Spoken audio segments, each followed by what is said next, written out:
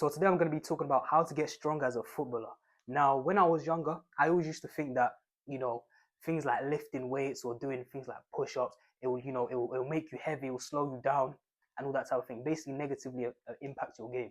Now, to be fair, this is a common misconception because I remember I played football with one of my boys and then I came back after a year at uni. And then obviously I came back, I was a bit bigger. Then he was like, "Oh, JT, you're looking bigger. You sure it's not going to slow you down?" And obviously, after that, we played the matches, and then he was like, "Oh, you actually got better," like blah blah blah. So obviously, I feel like lifting the myth that lifting weights and getting stronger as a player is going to slow you down. It's just that it's literally a myth. I think as a young player, it's important to basically just get stronger, bulk up, so you can transition better into the men's game. So yeah, as long as you do the right exercises, as long as you train correctly, it's only going to have a positive impact on your game. So let me teach you how. So first of all, let me talk about bodyweight exercises.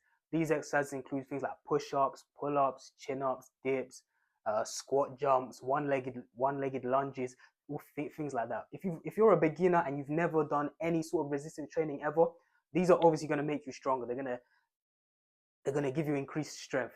As well as this, they've got a great athletic carryover, which means they're actually going to help you. They're actually going to improve your game on the football pitch. Because think about it, with these exercises, there's a massive like core demand, and you're gonna have to you have to stabilize your body. Whether you're doing a pull up, you have to stabilize yourself to make sure you're in line. Whether it's a push up, you have to stabilize yourself to make sure your form's good. So yeah, just like on the pitch where you have to stabilize yourself, you're twisting, you're turning, you're using your core a lot on the pitch. These exercises do the exact same thing. So there's a great athletic carryover to that. However, the thing with bodyweight exercises is that once you get to a certain point, they do tend to start feeling a bit easy. So let's say, for example, you're doing bodyweight squats, for example. But if you've been doing them long enough, you're probably going to be able to bang out 50 easily, which isn't really gonna. And once you get to that point, it's more endurance based, and you're not really getting stronger. You're improving your endurance, which is good. But if your goal is to build strength, you're not really building strength by doing like 50, 50 what's it called 50 body weight squats in a row. So you're gonna have to add weight to that, add weight to your pull-ups, your dips, add weight to the push-up as well. So yeah, that's the only downside of doing bodyweight exercises, that eventually they do get eventually they do get a bit too easy. So you're gonna have to progress into lifting weights, doing various exercises. So furthermore, another issue with bodyweight exercises is that it misses certain movements that will actually make you more explosive, more powerful on the pitch. For example, like a trap bar deadlift. A trap bar deadlift cannot be replicated through like bodyweight movements. There's no real alternative. So eventually you're gonna have to progress and get in the gym and start actually lifting weights, which I'm gonna talk about next. So once you're in the gym, my advice will literally be focus on the compound movements. Don't focus on isolation exercises, because isolation exercises, these don't really help your game. They don't really transfer to the pitch. So an isolation exercise, for example, would be like a bicep curl or a tricep extension. Like, yeah, it's cool, it's doing something, it's cool to have big biceps, you know what I'm saying? But it doesn't really help you as a footballer.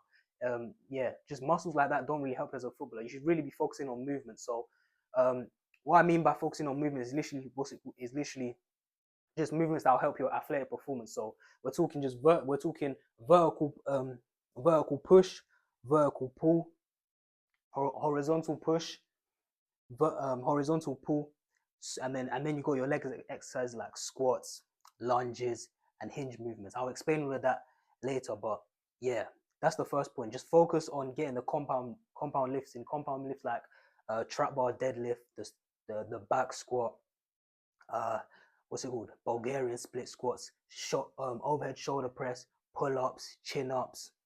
Just all of these movements that activate more than two or three muscles at the same time, because that's what you're going to be doing on the pitch. On the pitch, it's always going to be two or three muscles working. No muscle ever just works in isolation. You're never in real life, never in sports. So you're just going to be working your bicep or just purely working your quad. They all like to work in tandem, basically. So yeah, that'll be my advice. Make sure you focus on the compound lifts, which are the ones that basically hit more than one muscle, hit multiple muscles. It could be 2, 3, 4, 5, doesn't matter. Just focus on them lifts, because them lifts will actually improve your game, improve your power, your strength, and your athleticism. Also, I just want to say with isolations is that they don't. It's not that they will directly hurt your game or impact it in a negative way. It's just that you have limited time in the gym, so you might as well do exercise that are actually going to help you. There's no point in just, it's more the time aspect. There's no point in just wasting time, you know what I'm saying, doing curls, doing tricep push downs, you know, just doing, just standing there doing like shrugs to build your traps. Nah, because obviously that's not going to help you. So it won't directly hurt your game, but it would, but what's it called? It will limit you the amount of time you have in the gym to actually focus on the movements that will get you more powerful, more explosive. So at first, I would say focus on form, focus on making sure you're getting the movements correct, so you don't injure yourself or harm your body in any sort of way. But once you've learned the form, focus on strength. So at least you just focus on just adding the weight each session. Just keep getting stronger. Do maybe like, I would say probably like around 4 to 6 reps. So to like 4 to 6 reps. For example, shoulder press. Make sure you're doing a weight where you're pressing it 4 times, because that's more building strength. Whereas if you're doing over 15, over 20 reps, that's more muscular endurance. But if your goal is to build strength, make sure you're within that sort of 3 to 6 rep range sort of thing. So yeah, like I said, 3 to 6, just on those compound movements. You can find them online. It's compound movements such as, like I've said, shoulder press, the standard bench press, squats, deadlift, trap bar deadlifts, just all of these exercises. So make sure you learn form first, and then focus from like 3 to 6 reps, so you can really just start building up that strength, start building up that foundation, so you can be more explosive on the pitch, more powerful. So after a while, after you've learned the form and you've sort of mastered the basics, you've built a solid foundation, you want to start making your reps more powerful, more explosive, because obviously this will translate more to football. Because obviously football, you're not gonna get 10 seconds to sort of generate force. So for example, let's say a squat. You see when you see like bodybuilders or powerlifters, they're squatting and they're there for time, they're pushing for like 10, 20 seconds. Obviously, that doesn't translate in football. Football, you're never gonna get 10 seconds to sort of, let's say you want to explode that way. You're not gonna get 10 seconds to literally charge up and then change direction. It's literally bang bang. You're constantly changing direction. So obviously, you want to make your reps, after you built a good foundation, you want to make your reps more powerful, more explosive. So for example, if you're doing shoulder press, instead of your reps looking like this, you're sort of pushing, you're coming down slowly. You want to make it more explosive, more sort of you're pushing like this type of thing. Or if you're doing a barbell back squat, for example, you're down and then you're coming up quickly, down, up, just quickly. You don't want to be stuck there for like 10, 15 seconds, because obviously that doesn't translate onto the pitch. Because like I said, it's unrealistic. You're never going to get 10, 15 seconds to charge up, to change direction, to even for jumping for a header, for example. You're not going to be in a squat position for like 10 seconds charging up and then going to header the ball. You're literally just going to be there, and then you're going to jump up and go for the header. So yeah, after you've built your foundation, literally just quicken up your reps, make them more explosive, because this is literally the definition of power. Power is literally strength times speed. So obviously, strength is how much you actually are lifting, and then the speed of it obviously is how quickly you're lifting it. So that's how you become basically more powerful on the pitch. You wanna be lifting heavy weight, but also lifting it in a short amount of time. This is why if you look online and you look on like athlete workouts in the gym, you never see them sort of doing these slow movements, these slow reps. Everything is just quick. You can go look at basically any athlete from any sport. Everything is always quick. Whether it's a pull up, they jump on the bar quick, 1, 2, or whether it's squats, whether even something like bench press, they're there and they're literally just moving it. They may be using lighter weights, but they do this because, like I said, even if they use the heavier weights and they're literally just there holding it for 10 seconds trying to get it up, it doesn't really translate to their sport. It won't really help them in building that power. Like I said, power is where you're lifting weight, but you're lifting it quickly as possible. That's power.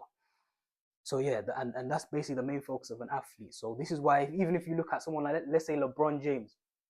I remember LeBron James was doing some squats and people were like, oh, he's doing bad form because he's not going all the way down. Well, obviously he's not going to go all the way down because, like I said, when in basketball, let's say he's going to go dunk, when is he ever actually going to be in like a full squat position and then rise up to dunk? he's probably gonna be in like a halfway position, and then he rises up. That's why he's doing squats halfway. That's why he's not going, you know, all the way down. He's probably only going like halfway like this, and then he's coming back up. So yeah, that's so yeah. If you look online, you literally just see the athletes training like this, just quick movements. It doesn't matter what it is, whether it's a bench, shoulder press, or pull up, a chin up. Doesn't matter. You always see them. What's it called? You always see them just just doing explosive movements, just making everything quick because that's what they're aiming for. The aim is not just pure strength. The aim is power, speed, time, strength. So in conclusion, as a young player, body weight exercises and weights should definitely be a part of your routine. I would say focus primarily on weights, but definitely supplement body weight exercises as well, especially body weight exercises that you're adding weight to. So weighted pull-ups, weighted dips, weighted chin-ups. Those are great. Those are going to help you so much. Obviously, I would say experiment and try different variations of different exercises, and just see what you like, to be honest, because everyone's routine is going to be different. There's no perfect routine, there's no perfect sort of training method. It's literally just what your aim is, what you're trying to achieve, basically. So if you want to build more mass, sort of like your upper body, so you can shield players off, so you can give them a forearm there, and that's your aim. If you want to build more strength in your lower body, so you're faster, you're more explosive, you can jump higher, and obviously you're going to be focusing more of your days on leg exercises such as squats, deadlifts, lunges, etc. So yeah, it's different for everyone. Just basically just experiment.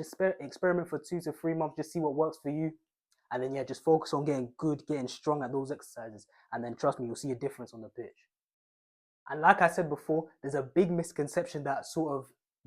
a misconception that sort of like lifting weights or getting a little bit bigger will sort of slow you down and negatively impact you on the pitch. And if you still think that, what's it called? There was a study that was done, I think it was a few years ago, where what's it called? Basically, the people doing the experiment basically took just two groups of footballers, age 13 to 19. One of the groups did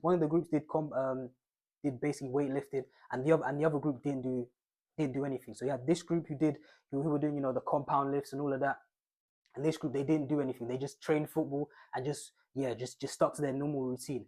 And obviously they came back 2 years later and they found that the guys who were actually doing the compound lifts were what's it called? Had a faster time in sort of like an agility drill than the guys who didn't lift weights. So yeah, for me, when I saw that, I was like, all right, cool. I know what I need to do now. I need to lift weights correctly. Obviously, like I said, focus on the compound movements, the athletic exercises. Don't just go to the gym, sit down, and just sit down doing bicep curls, because like I said, that's not going to really help you. Same as like sort of like a leg extension. The leg extension where you're just sitting down and then you sort of lift both legs up. That's not going to transfer, because when are you ever going to be sitting down on the football pitch? Exactly. So you're probably going to have to do, like I said, you're going to have to do compound movements, squats, different types of deadlifts, and basically just all them exercises, shoulder presses, bench presses. Make sure what's it called? All your exercises have athletic carryover, pull-ups, dips, you name them. Just anything that will have athletic carryover. It'll only make you a better player. So yeah, I've been JT. I hope you enjoyed the vid, and I'm out.